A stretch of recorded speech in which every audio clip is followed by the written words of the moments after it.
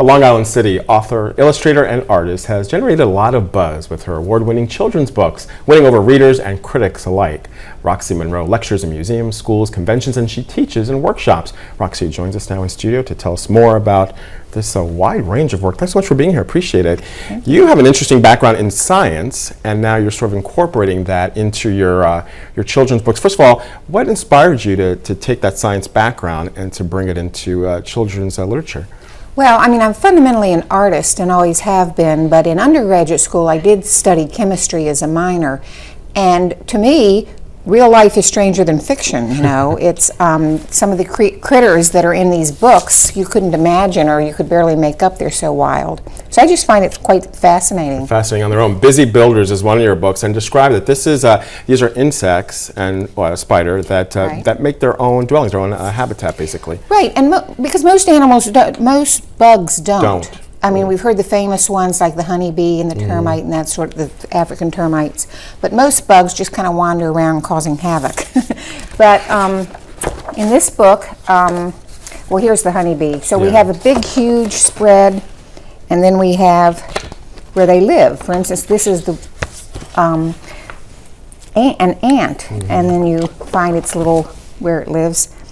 Here's a kind of wild one. I know that you all, people who've seen, this is a caterpillar, and you've seen up in the trees, it looks like cotton candy. Yeah. That's where this caterpillar lives, and they're called the pine processionary caterpillar because they make this long line. I want to point out, as I mentioned, you're an illustrator as well, so the picture is very important in any book, but I guess even more so in a children's book. Yes, and children have very sharp little eyes. I found that out when I've done some of my school visits, and they pay enormous attention to detail, so it's not wasted on them. Tell me about Hatch, because this is about birds, and you say birds are some of the most fascinating creatures on Earth. How so? Well, what's so fascinating about them? first of all, they live everywhere. They live everywhere from the frozen Arctic to the heated deserts.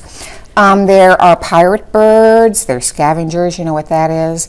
There are all sorts of birds.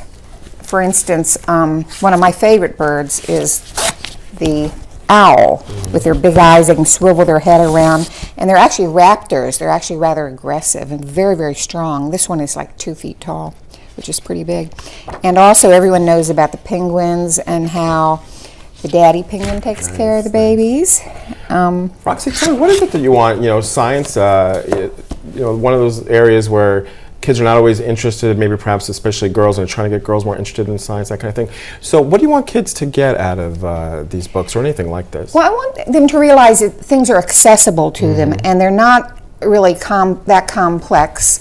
For instance, this book, which is on ecosystems, when I actually painted this book and started to do, for example, the rainforest, and put the animals and the foliage in, at my age, with all my research, started to understand the whole kind of ecosystem and how it all works together. Because in visually pulling it together, you kind of understand This it. is called Eco Mazes, as you mentioned. You've received a lot of praise for this book. One of the critics called it, I think said something like, rarely has science been more accessible. So that must be nice to hear, because that's what you're trying to accomplish. Right. Yeah.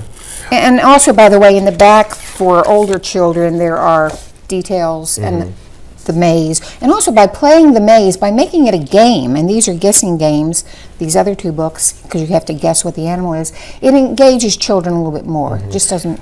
I want to go back to the pictures, and they're so attractive right away. You said the colors and the creatures, especially on the Builders one.